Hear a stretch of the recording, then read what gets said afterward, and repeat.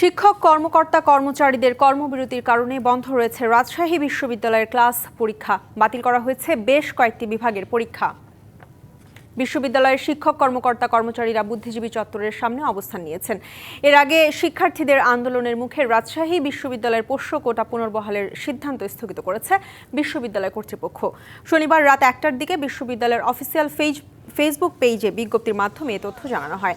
পরে উপাচার্য রাত 2:30টার দিকে নিজের শিক্ষার্থীদের সামনে এসেও একই ঘোষণা দেন। তিনি জানান, পোষ্য কোটা বাতিলের জন্য রবিবার এ বিষয়ে জরুরি সিন্ডিকেট সভার আহ্বান করা হয়েছে। এদিকে কয়েকজন শিক্ষকের ওপর হামলার প্রতিবাদ ও জড়িতদের শাস্তির দাবিতে কর্মবিরতি কর্মসূচি চলছে।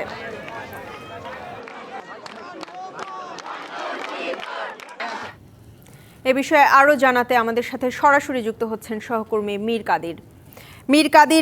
রাবির শিক্ষক কর্মকর্তা কর্মচারীদের যেই কর্মবিরতি, সেটা সম্পর্কে সবশেষ কি তথ্য আছে আপনার কাছে, বিস্তারিত জানাবেন। ঈশিতা, গতকাল সারাদিন যে শিক্ষক এবং শিক্ষার্থীদের মধ্যে যে এক ধরনের হাতাহাতি হয়েছে এবং রাতভর উত্তেজনার পর আজ কিন্তু বিশ্ববিদ্যালয়ের সকল ধরনের ক্লাস পরীক্ষা বন্ধ রয়েছে। শিক্ষকদের তরফ থেকে কিন্তু পূর্ণ দিবস কর্মবিরতি পালন করা হচ্ছে। আমি বিভাগের প্রায় 20টি বিভাগের শিক্ষার্থীদের সাথে কথা বলেছি। তারা যেটি বলছেন যে তাদের যে ক্লাস পরীক্ষা ছিল সেটি কিন্তু বাতিল করা হয়েছে। তবে এখনও যে আমরা শুনতে পাচ্ছি 2-1টা ক্লাসের হয়তো বা পরীক্ষা চলতে পারে, তবে এখনও সে বিষয়ে কোনো আপডেট পাওয়া যায়নি। ওয়ালটন এখন দেশের সীমানা পেরিয়ে পৌঁছে গিয়েছে 50টিরও বেশি দেশে। ওয়ালটন, ঘরে ঘরে বিশ্বজুড়ে। অর্থাৎ বলা যায় যে বিশ্ববিদ্যালয়ের সকল ধরনের ক্লাস পরীক্ষা বন্ধ রয়েছে।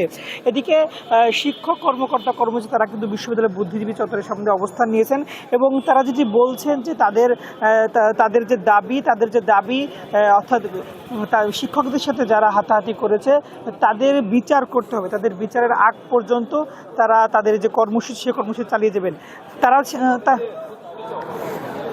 তারা যদি বলেছেন যে আজকের মধ্যে যদি তারা যে সকল শিক্ষার্থী জড়িত ছিল তাদের যদি বিচার না করা হয়, সেক্ষেত্রে তারা আগামীকাল থেকে অনির্দিষ্টকালের জন্য যে কর্মবিরতি সেটি তারা চালিয়ে যাবেন।